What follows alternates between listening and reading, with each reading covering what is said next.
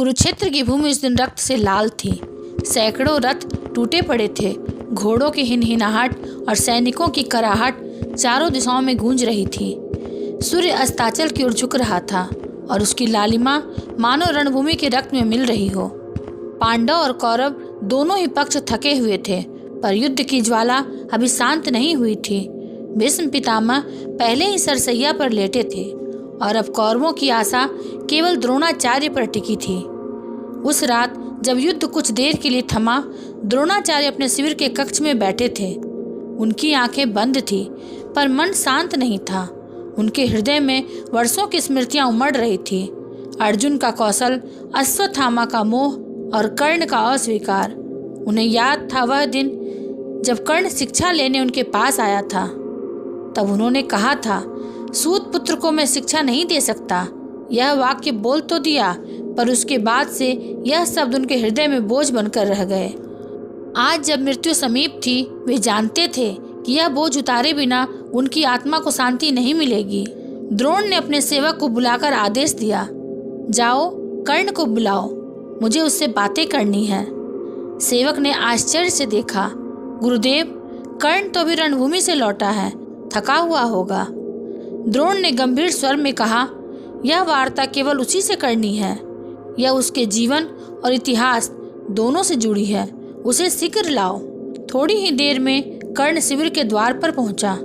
वह रथ से उतरा। शरीर पर धूल और रक्त की रेखाएं थीं, पर चेहरे पर वही तेज। कक्ष में प्रवेश करते ही उसने गुरु के चरणों में दंडवत प्रणाम किया।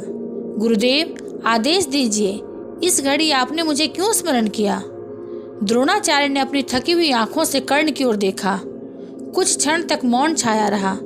फिर उन्होंने धीमी आवाज में कहा, कर्ण, आज मैं तुम्हें वह सत्य बताने जा रहा हूँ जो अब तक छुपा रहा।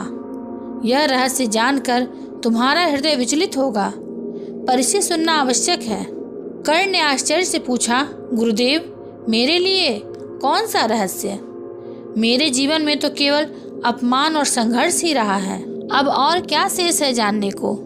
द्रोणाचार्य ने गहरी सांस ली। पुत्र, सुनो, पांडव जिनसे तुम युद्ध कर रहे हो वे साधारण मनुष्य नहीं हैं। उनकी रक्षा स्वयं श्री कृष्ण कर रहे हैं। धर्म उनके पक्ष में है, और जहाँ धर्म है वहाँ विजय भी है। कर्ण की आंखें फैल गई। उसने कहा, तो क्या इस युद्ध का परिणाम पहले से ही निश्चित है? क्या हम चाहे जितना परिश्रम करें, पांडवों को परास्त नहीं कर सकते?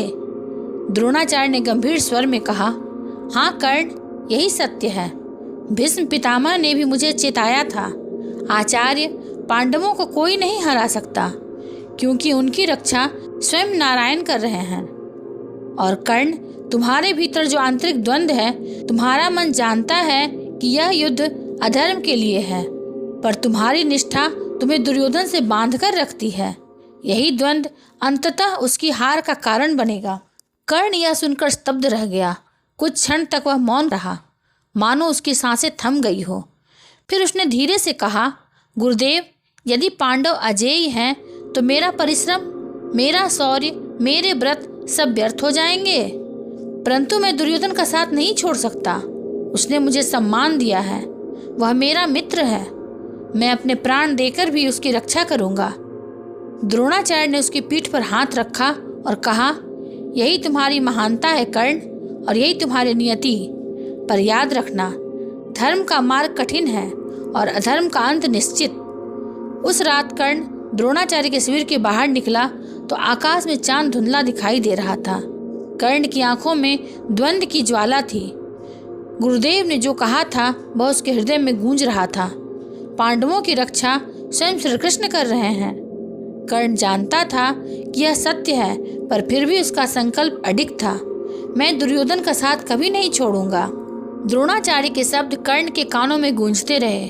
कर्ण, तू जान ले, जिनसे तू युद्ध कर रहा है वे ही तेरे अपने भाई हैं।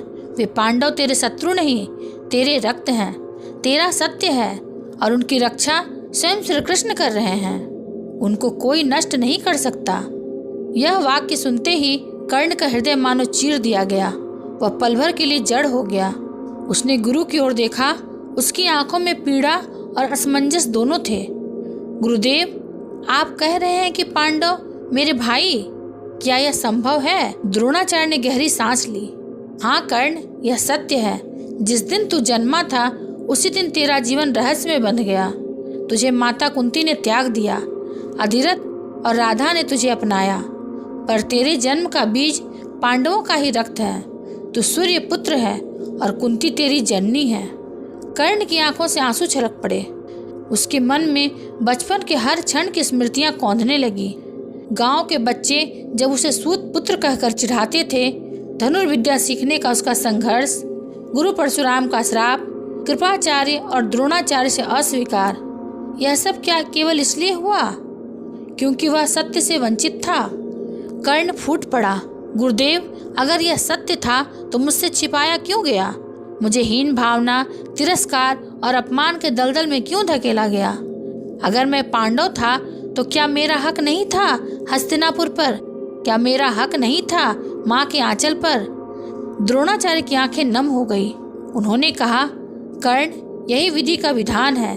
तेरे साथ अन्याय हुआ, पर याद रख, यही अन्याय तुझे अद्वितीय भी बनाता है।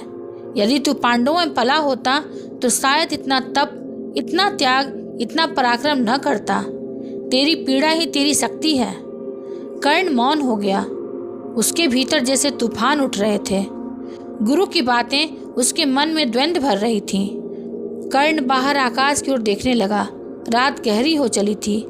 आकाश में सितारे टिमटिमा रहे थे, पर उसके भीतर का अंधकार और गहरा था। वह सोचने लगा, अगर पांडव मेरे भाई हैं तो क्या मुझे दुर्योधन का साथ छोड़ देना चाहिए? परंतु दुर्योधन ने ही मुझे राजपाट दिया, सम्मान दिया, सूत पुत्र से महारथी बनाया। वही मेरा सच्चा मित्र है। क्या मैं मित्रता त्याग सकता हूँ? नहीं। परंतु ये पांडव भी मेरे भाई हैं, मेरा रक्त हैं। क्या मैं रक्त से विश्वासघात कर सकता हूँ? उसके मन में दोनों पक्षों की आवाज़ें टकरा रही थी। एक आवाज़ कहती, धर्म का साथ दो, पांडव तेरे भाई हैं, उनका साथ दो। दूसरी आवाज़ गूंजती, मित्रता से बड़ा कोई धर्म नहीं। दुर्योधन ने तेरा अपमान मिटाया, तू उसका साथ कभी मत छोड़ना। कर्ण का माथा पसीने से भीग गया। उसने अपने हृदय पर हाथ रखा और बुदबुदाया, हे सूर्यदेव, मेरे पिता, मुझे मार्ग दिखाइए। मैं किसका पक्ष लूं, मित्र का या रक्त का? आकाश में जैसे एक किरण चमकी, पर उत्तर मौन रहा। द्रोणाचार्य ने कर्ण को समझाते हुए कहा, कर्ण, यह केवल मेरा ही मत नहीं, पितामह भीष्म भी बार बार कहते थे कि पांडवों को कोई नहीं हरा सकता। उनके पीछे धर्म है और धर्म की रक्षा स्वयं श्री कृष्ण कर रहे हैं। यह युद्ध केवल शौर्य से नहीं जीता जा सकता। यहाँ विजय उसी की होगी जिसके साथ श्री कृष्ण खड़े हैं। कर्ण ने द्रोणाचार्य की ओर देखा तो, गुरुदेव, क्या आप कह रहे हैं कि मेरी सारी साधना, मेरा सारा तप व्यर्थ हो जाएगा? द्रोणाचार्य ने गंभीर स्वर में कहा, व्यर्थ कुछ नहीं होता कर्ण, तू अद्वितीय है, तेरी वीरता अमर रहेगी। परंतु विजय किसे मिलेगी यह विधाता तय कर चुके हैं। पांडवों की रक्षा श्री कृष्ण करेंगे और जो श्री कृष्ण की छाया में है उसे कोई नहीं हरा सकता। कर्ण ने गहरी सांस ली और दृढ़ स्वर में बोला, गुरुदेव, आप जो कह रहे हैं वह सत्य होगा, परंतु मैं भी अपना धर्म निभाऊंगा। मेरा धर्म है मित्रता। दुर्योधन ने मुझे अपनाया जब पूरी दुनिया ने मुझे ठुकराया। मैं मृत्यु तक उसका साथ दूंगा, चाहे सामने मेरे भाई क्यों न हो, चाहे सामने स्वयं धर्म खड़ा हो। कर्ण का जीवन दुर्योधन को अर्पित है। उसकी आंखों में अग्नि थी। उसने हाथ जोड़कर द्रोणाचार्य को प्रणाम किया और शिविर से बाहर निकल गया। द्रोणाचार्य उसे जाते हुए देखते रहे। उसकी आंखों से आंसू बह निकले। वे जानते थे यह युद्ध केवल रक्त का नहीं, हृदय का भी है। रात गहराती गई। एक ओर कर्ण अपने मित्र और अपने भाई के बीच बटा हुआ था, दूसरी ओर युद्ध का अगला प्रहर उसका इंतजार कर रहा था। कुरुक्षेत्र की हवा में अब एक नया रहस्य तैरने लगा। कर्ण का सत्य, कर्ण का धर्म और कर्ण का निर्णय। अगर आपको यह वीडियो पसंद आया हो तो इसे लाइक, हाइप और सब्सक्राइब अवश्य करेंगे। ये महाभारत सिर्फ युद्ध की नहीं, जीवन के ज्ञान की कहानी है। मिलेंगे अगले प्रसंग के साथ, तब तक के लिए धन्यवाद।